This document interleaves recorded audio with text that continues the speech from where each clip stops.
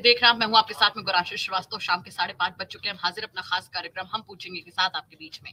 और आज मुद्दा संजीव जीवा, लेकिन संजीव जीवा के साथ में एक और मुद्दा है, और मुद्दा है आजम खान। आजम खान जो हमेशा अपना तंज कसने के लिए जाने जाते हैं, भले इस सियासत में अब वो रुतबा आजम खान का भले ही ना रह गया हो, लेकिन अगर बात तंज कसने की आती तो आजम खान कहीं से पीछे नहीं हटते हैं। क्या कुछ कहा उन्होंने संजीव जीवा की मौत पर, और उसके बाद पुलिस वालों ने उनको क्या जवाब दिया, वो भी आपको बताएंगे। लेकिन उससे पहले आपको रूबरू करवा दें, हमारे साथ डॉक्टर आलोक कुमार पांडे जी जुड़ चुके हैं, राजनीतिक विश्लेषक है। सर बहुत बहुत स्वागत है आपका। चर्चा को शुरू करें उससे पहले हम अपने दर्शकों को और आपको दिखाएंगे कि आजम खान ने ऐसा क्या कहा जो आज चर्चा का विषय बना। सुनिए आपने। लोग तो मरवाते हैं नहीं, हम कैसे मरवाते? एक बार फिर से सुनिए कि कैसे आजम खान जो है वो कह रहे हैं कि तुम ही लोग तो मरवाते हो। पुलिस वाले कहते हैं अरे नहीं सर, हम लोग कैसे मरवा देंगे। सुनिए। अरे सर लोग तो मरवाते हैं, अरे नहीं, हम कैसे मरवाते? सर सुना आपने, बात शायद चंद सेकंड्स की है लेकिन बहुत बड़ी है। आपको याद होगा कि जिस दिन संजीव जीवा हत्याकांड हुआ था, उस दिन जब अखिलेश यादव से सवाल किया गया था, तो अखिलेश यादव ने कहा था कि हम नहीं बोलेंगे, वरना हम अगर बोलेंगे तो कहेंगे कि समाजवादियों ने मरवा दिया है। तो ऐसे में अब आजम खान ने तंज कसा है, जिस पर पुलिस वालों का जवाब भी आ गया है। क्या कुछ कहेंगे इस पर आप? देखिए गौरंसी, जो अच्छा हो वो नेताओं का, और जो बुरा है वो तो पुलिस वाले का है ही।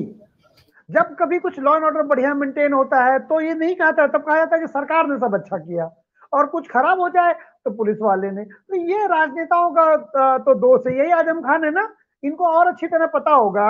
ये तो पुलिस, इनकी जब भैंसिया खो गई थी तो आईपीएस अधिकारी लगा दिए थे अपनी भैंसिया ढूंढवाने में, और मैंने कहा था कि इनकी भैंसिया ना हो गई तब इनकी भैंसिया ऐसी थी जैसे सोना खा के घूमती हो। मैंने भी एक तंज कसा था। देखिए, आजम खान का राजनीतिक रसूख तो कम हो गया उत्तर प्रदेश से, लेकिन इनके व्यंग का रसूख कम नहीं हुआ है। रस्सी जल गई लेकिन बल नहीं गया अभी रस्सी का। तंज तो ऐसा मारते हैं आजम खान जी, और वैसे भी इस समय तो पुलिस वालों से वैसे भी चिढ़े बैठे हैं। अब रह जरा अखिलेश जी की बात करते हैं। अखिलेश जी, जब कोई एक अल्पसंख्यक मरता है तो वो दूसरी तरह से बिहेव करते हैं। अब क्योंकि एक बहुसंख्यक की मृत्यु हुई है, एक हिंदू की मृत्यु हुई है, तो अब ये कह के छुप जाएंगे उसके पीछे। क्या पूरे जीवन अखिलेश यादव जी इसी बयान पर कायम रहेंगे कि अब अगर हम कुछ बोलेंगे तो कह देंगे समाजवादी पार्टी ने मरवा दिया है? अखिलेश यादव जी वादा करें, मैं यूपी तक में उनसे प्रश्न करता हूं, वादा करें वो कि जब भी अब कोई व्यक्ति मरेगा अल्पसंख्यक समुदाय से, तो भी वो ये नहीं कहेंगे कि नहीं नहीं भाई हम कुछ नहीं बोलेंगे। अगर हम बोलेंगे तो आप लोग कहोगे कि अखिलेश यादव ने या समाजवादी पार्टी ने मरवा दिया। तो अब उनको क्या है कि इस व्यंग के तहत, इस उनके ऊपर जो आरोप लगा है कि समाजवादी पार्टी ने अतीक को मरवा दिया, इस आरोप के पीछे छुपना चाहते हैं अखिलेश यादव जी। एक राजनीति के मैं मंझौआ खिलाड़ी कहने से तो बचूंगा, लेकिन राजनीतिक के तो हैं ही कम से कम। तो वो ये चाहते हैं कि अब संजीव जीवा पर, इन पर ज्यादा कुछ बयानबाजी न करना पड़े।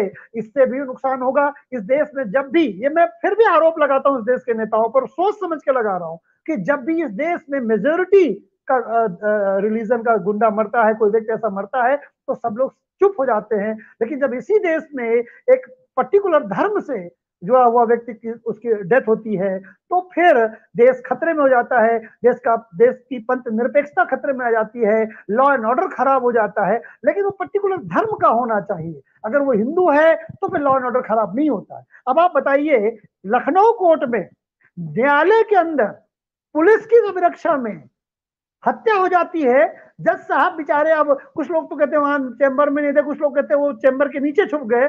जज साहब की जान बड़ी मुश्किल से बचती है।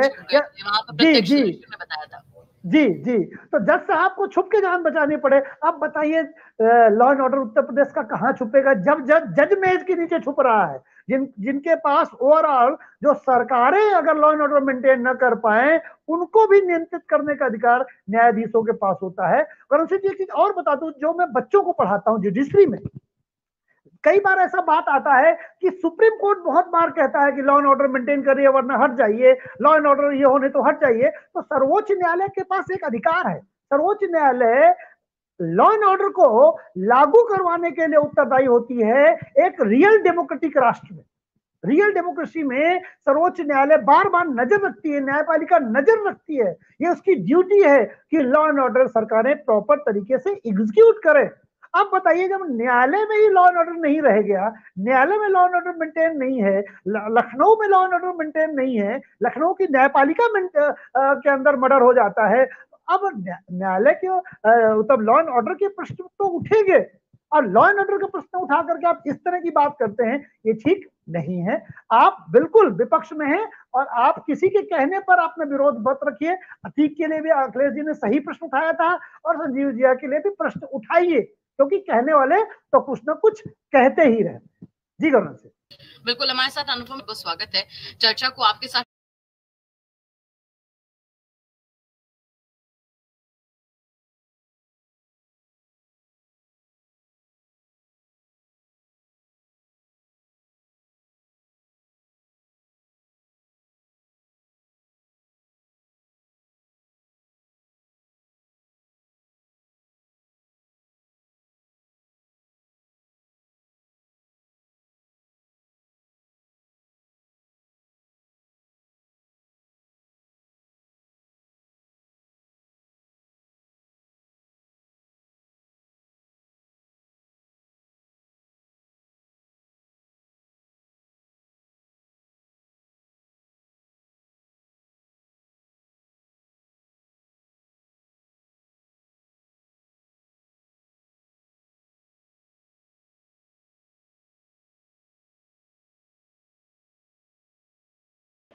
इतने लंबे समय तक गौरांशी, मुझे लगता है कि जो उनका कद है कि तुम ही लोगों ने एक कला है, बोर्ड नेता है, जांच कर रही थी ये हत्याकांड, ये बात कही योगी को कुछ कहते पॉलिटिकल हैं, और कई लोग कि आजम खान जो बात कहते हैं निडर होकर कहते हैं, मुंह पर कहते हैं, अंजाम कुछ भी हो यही ईमानदारी का सबूत है। दूसरा कमेंट देखिए, ये हमारे यूजर लिखते हैं कि आजम खान सर से करते हैं, लेकिन हाँ अनुपम सर पड़ा और इतने बड़े समस्या है उनके लिए खड़ी हो गई। जी